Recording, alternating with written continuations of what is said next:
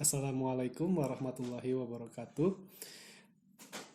Perkenalkan, saya adalah Fajar Indra Septiana. Saya bertugas di Program Studi Pendidikan Luar Biasa, Fakultas Keguruan dan Ilmu Pendidikan, Universitas Islam Nusantara. Izinkan saya pada kesempatan kali ini untuk memaparkan terkait dengan PDD UKT PT bidang pengajaran dalam proses sertifikasi dosen tahun 2022 ini dengan mata kuliah yang diampu adalah perencanaan pembelajaran anak berkebutuhan khusus. Baik, mata kuliah ini merupakan mata kuliah wajib program studi yang wajib juga diikuti oleh mahasiswa yang sudah duduk di bangku semester 4. Mata kuliah ini diberi bobot sebanyak 3 SKS. Mata kuliah ini diberikan kepada mahasiswa dengan tujuan untuk membekali mereka pengetahuan dan keterampilan dalam merencanakan pembelajaran bagi anak berkebutuhan khusus atau ABK. Pada mata kuliah ini, pembahasannya meliputi konsep pembelajaran, perencanaan pembelajaran bagi ABK, model perencanaan dan pembelajaran, kalender dan perhitungan alokasi waktu, analisis KIKD, penyusunan program tahunan dan semester, kurikulum 13, pembelajaran tematik, pembelajaran terpadu, dan RPP bagi anak berkebutuhan khusus. Pada hakikatnya, pembelajaran atau perkuliahan ini dilaksanakan menggunakan pendekatan project-based learning, di mana mahasiswa secara berkelompok dikondisikan pada situasi untuk dapat menghasilkan sebuah rancangan pembelajaran bagi anak berkebutuhan khusus sesuai dengan profil anak yang mereka temukan di lapangan. Penilaian dilaksanakan secara berkesinambungan selama proses perkuliahan dalam bentuk tes, termasuk ujian tengah semester dan ujian akhir semester. Sementara itu, untuk penilaian non-tes dilakukan dalam bentuk tugas terstruktur.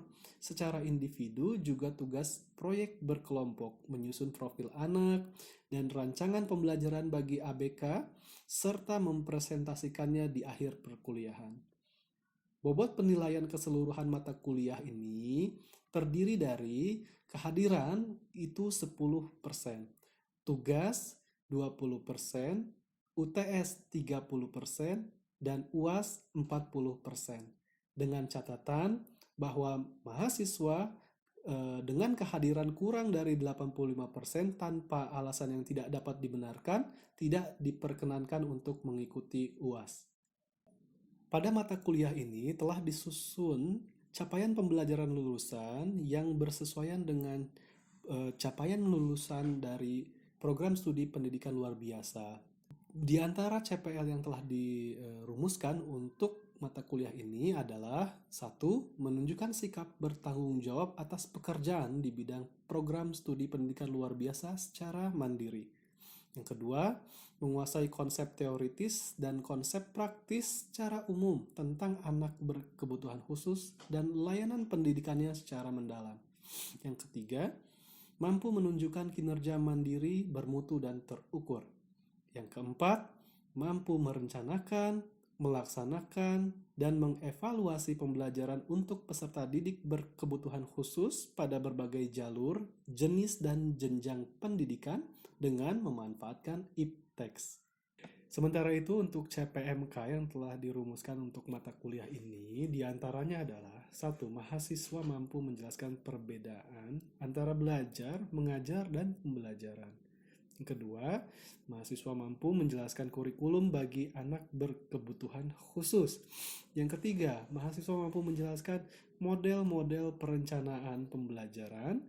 Dan yang keempat, mahasiswa mampu mengembangkan perencanaan pembelajaran bagi anak berkebutuhan khusus. Sub CPMK yang telah dirumuskan pada mata kuliah ini terdapat 7 butir.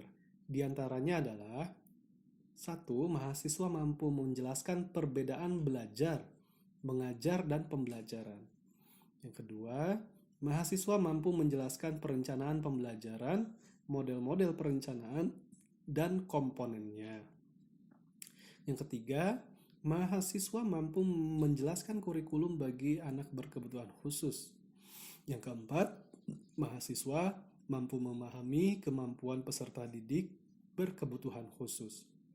Yang kelima, mahasiswa mampu membuat program tahunan, program semester, dan menganalisis kompetensi inti dan kompetensi dasar. Yang keenam, mahasiswa mampu membuat perencanaan pembelajaran. Yang ketujuh, mampu mengembangkan perencanaan pembelajaran bagi anak berkebutuhan khusus. Materi pembelajaran atau perkuliahan pada mata kuliah ini telah dibagi ke dalam beberapa bagian. Di antaranya adalah 1. Konsep dasar pembelajaran, 2. Konsep dasar perencanaan pembelajaran, 3. Konsep dasar perencanaan pembelajaran anak berkebutuhan khusus. Yang keempat, model-model perencanaan dan pembelajaran. Nomor 5, kalender pendidikan dan perhitungan alokasi waktu. 6. Analisis KI, KD, dan berbasis asesmen. 7. Langkah-langkah penyusunan prota dan promes atau program tahunan serta program semester. Yang ke-8, kurikulum 13. 9. Kurikulum 13 untuk anak berkebutuhan khusus. 10. Pembelajaran tematik terpadu. 11. Pembelajaran tematik terpadu untuk anak berkebutuhan khusus. 12. Penyusunan RPP. Yang ke-13, menyusun RPP untuk pembelajaran anak berkebutuhan khusus. Di masa pandemi COVID-19 ini, memang kami masih memberlakukan pembelajaran secara daring. Dan insya Allah pada video yang pengajaran yang selanjutnya akan ditampilkan, ini adalah pembelajaran secara daring melalui Zoom meeting pada pertemuan yang ketiga, di mana pada kesempatan kali ini yang akan dibahas adalah terkait dengan model-model perencanaan dan pembelajaran.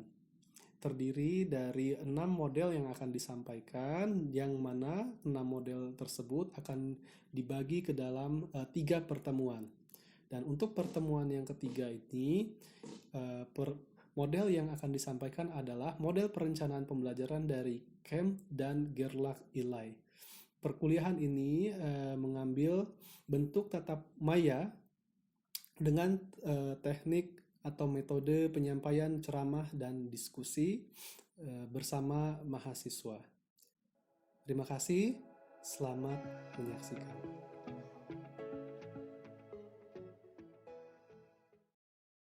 Bismillahirrahmanirrahim. Assalamualaikum warahmatullahi wabarakatuh. Waalaikumsalam warahmatullahi wabarakatuh. Alhamdulillahirabbil alamin. Baik kawan-kawan, puji syukur kehadirat Allah Subhanahu wa taala. Di pagi yang cerah ini insya Allah, walaupun masih pandemi ya, belum beres-beres ya, masih daring aja terus begini gitu nih. Tapi tetap kita terus patut bersyukur karena telah dipertemukan lagi, masih bisa thalabul ilmi ini dalam mata kuliah insya Allah perencanaan pembelajaran anak berkebutuhan khusus ya. Nah, pada kesempatan kali ini berarti kita sudah menginjak minggu yang ketiga ya, insya Allah ya, kita bahas itu materi yang baru, yaitu tentang model-model perencanaan pembelajaran. Nah, itu sudah disiapkan, insya Allah bahan-bahannya yang paling banyak digunakan di pendidikan khusus atau pendidikan luar biasa ya. Oke, salawat serta salam jangan lupa untuk Nabi kita, Nabi Muhammad Shallallahu Alaihi Wasallam. Semoga dengan salawat tersebut, selain kita dapat syafaat, mudah-mudahan apa yang kita pelajari ini bisa jadi ilmu yang bermanfaat ya. Amin ya rabbal alamin. Baik kawan-kawan yang saya banggakan ini, oh ini ada Bang Noval nih. Bang Noval katanya sakit kemarin, nggak hadir kemarin ya. Iya Pak, alhamdulillah udah sehat Pak. Waduh, sakit apa kemarin?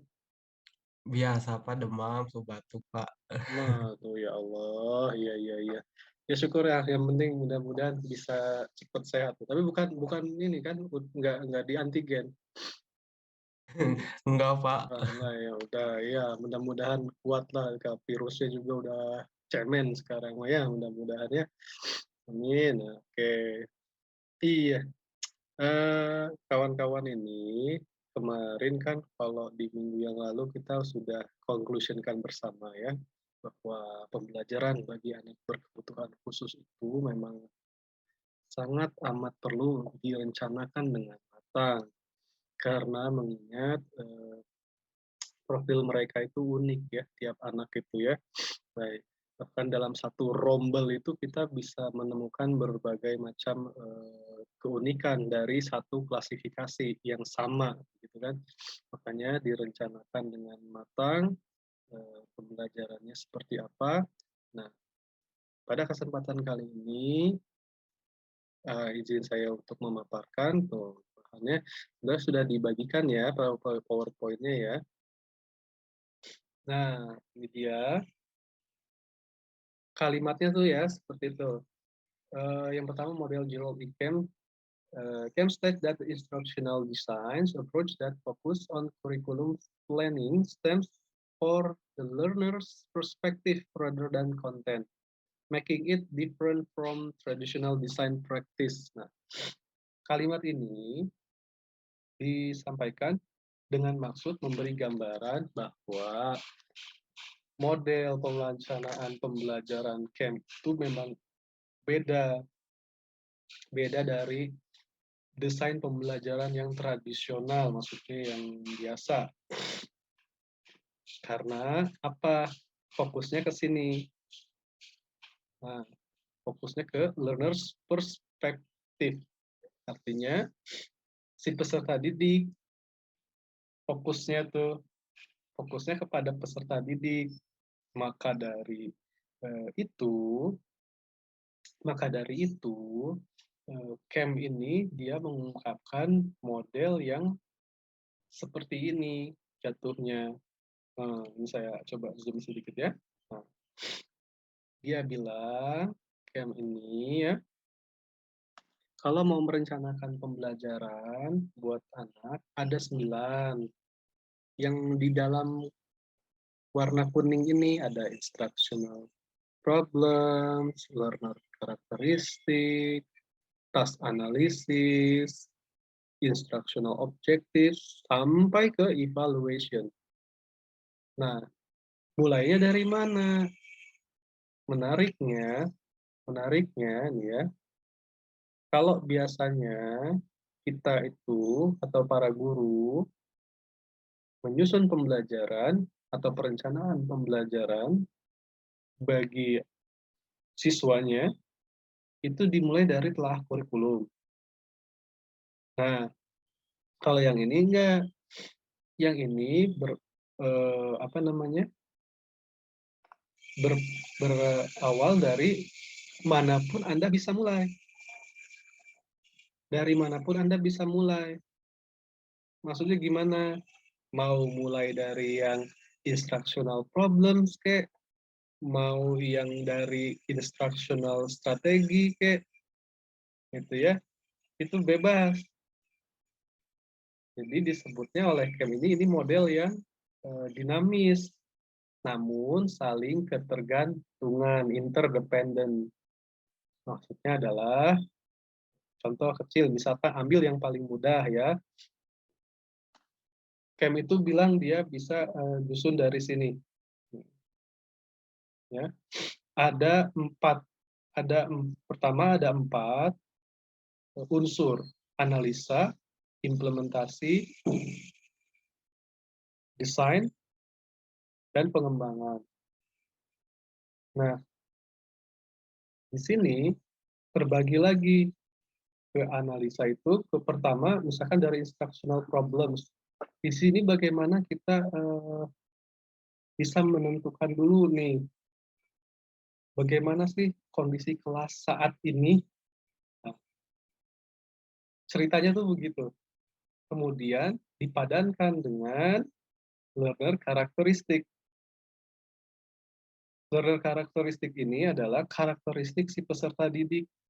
Jadi dicari dulu, mana nih kesenjangannya.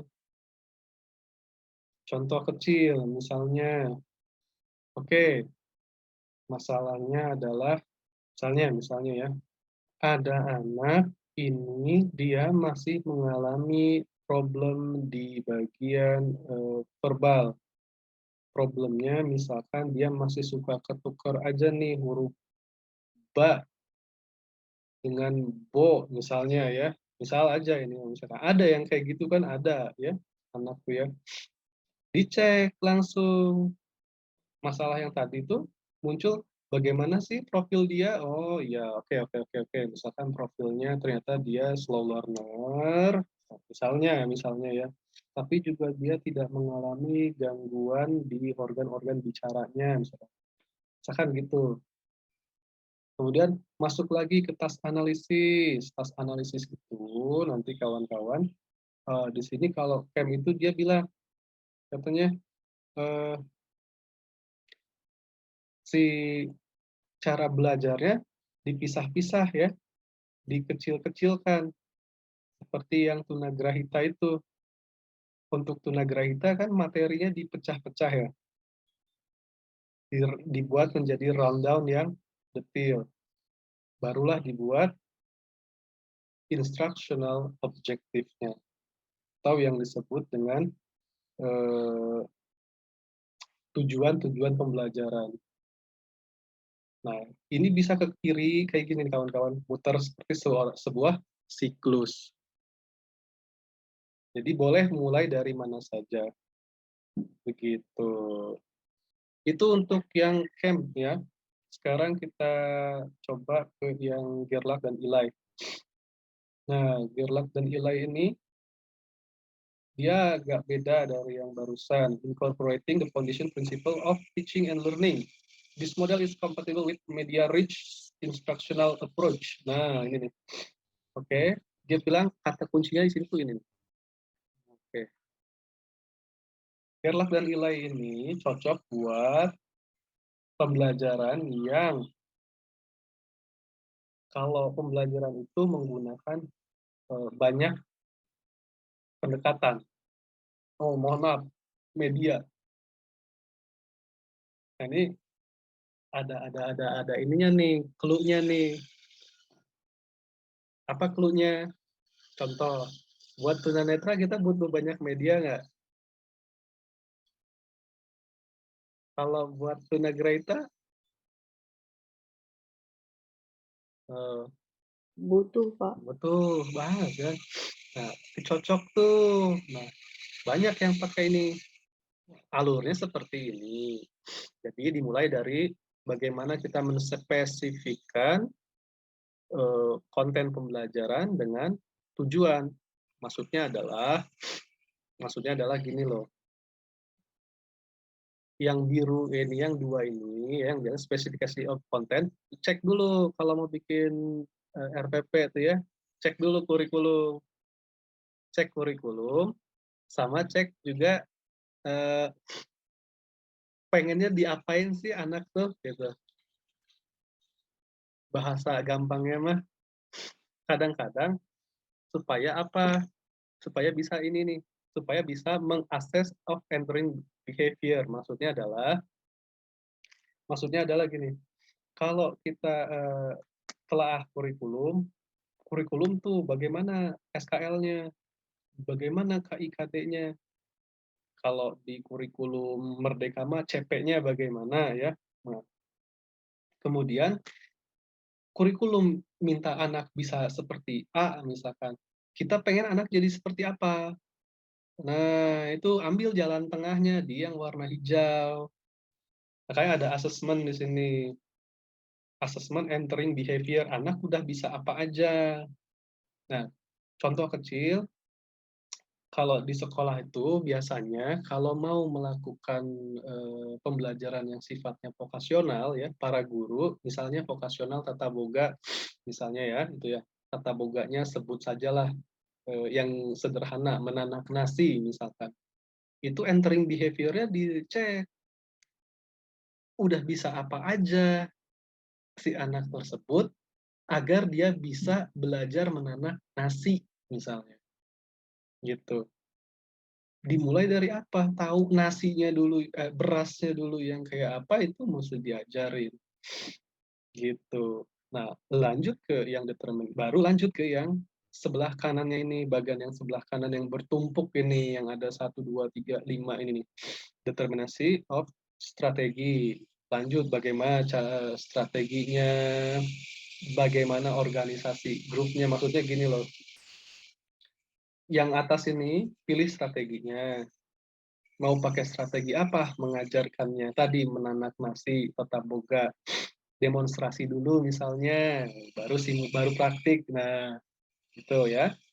Kalau di organization of groups, maksudnya ini bisa dilakukan secara klasikal atau individual. Itu. Jadi kalau ke anak juga Anda mesti pilih-pilih ya. Oh, kira-kira pembelajaran ini bahaya nggak nih kalau di dapur nanti rame-rame, muat nggak?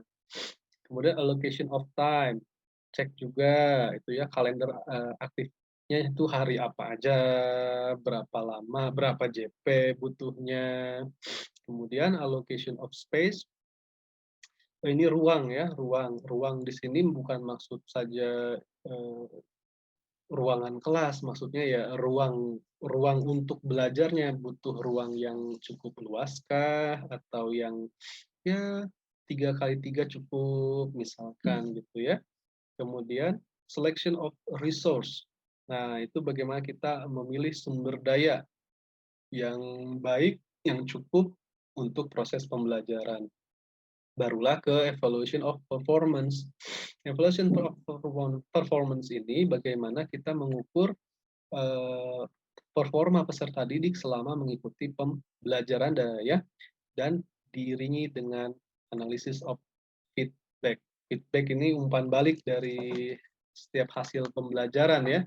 Nanti baru balik lagi ke siklus yang awal. Begitu kawan-kawan. Toh, enggak. Kira-kira sampai sini ada yang mau disampaikan lagi? Sengaja agak cepat biar agak bingung, jadi biar banyak yang nanya mudah-mudahan. Iya Bapak, izin bertanya Pak. Oke. Kan tadi itu disebutkan bahwa adanya allocation of space gitu ya. Oh iya. Nah, mengapa ruang belajar itu harus ditentukan dengan baik gitu Pak? Oke, baik. Ruang belajar harus ditentukan dengan baik. Ini erat kaitannya dengan pengelolaan kelas. Karena tiap peserta didik khawatirnya kalau tidak dikelola dengan baik si ruang belajarnya, nanti tidak tersampaikan materi pembelajarannya atau pembelajarannya itu sendiri bisa berjalan tidak seperti yang diskenariokan. Maksud saya, contoh kecil ya. Anda sudah memberikan dalam RPP itu misalnya mau sendra tari, latihan menari. Nah, kalau Anda diberikan ruang yang hanya ukuran 2x2 meter, sementara anak yang diajari itu ada 3 orang misalnya ya, apalagi kelas besar, bisa kebayang nggak misal itu belajar tarinya akan seperti apa? Tuh, itu dari segi itunya ya, belajarnya ya. Belum lagi nanti itu bisa menimbulkan, artinya hal-hal yang tidak diduga. Misalnya si anaknya jadi mending kalau cuma bosen ya, misalkan, belajar sempit begini bosen ya, kalau misalkan ngamuk gimana? Nah, gitu maksud saya ya. Jadi, allocation of space ini rupanya bukan hanya berpengaruh kepada, pembelajaran itu sendiri, tapi juga kepada kondisi peserta didiknya juga, begitu maksud saya. Kayak sekarang ini kita kuliah daring aja terus gitu. Itu gimana coba? Bete juga kan lama-lama ya? Ya, sama dosennya juga begitu. Ya, tapi ya ini mah kan karena force major ya, karena kondisi keadaan ini. Oke, begitu Dita. Baik Bapak, terima kasih. Oke. Nah, ini udah cukup kalau begitu bagi ya. Oke, nih saya tanya dulu.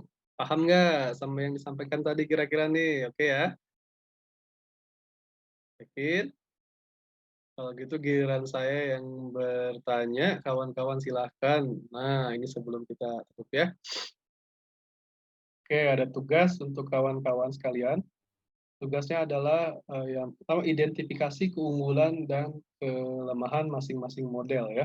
Dari yang Girlach Ilai dan juga dari si Gerald Ikem ini. Nah, mangga kawan-kawan silahkan tadi ini tugasnya dikerjakan individu ya, individu dicatat, nanti insya Allah dikumpulkan sesuai dengan jadwal yang sudah ditentukan. Artinya kan kita kuliahnya tuh biasanya hari Senin ya. Nah, berarti hari Jumat mudah-mudahan tugasnya udah masuk ya melalui Google Drive yang sudah disediakan. Oke. Nah, baik kalau begitu kita cukupkan perkuliahan kita di pertemuan kali ini dengan mengucapkan hamdalah bersama-sama. Alhamdulillahirabbil alamin. Baik, kalau begitu kita tutup dengan ucapan Allah. Sama-sama kita ucap istighfar. Astagfirullahaladzim. Subhanallahumma wa bihamdika. Asyhadu an la ilaha illa anta. Astagfiruka wa atubu ilaik. Assalamualaikum warahmatullahi wabarakatuh. Waalaikumsalam warahmatullahi Waalaikumsalam warahmatullahi wabarakatuh.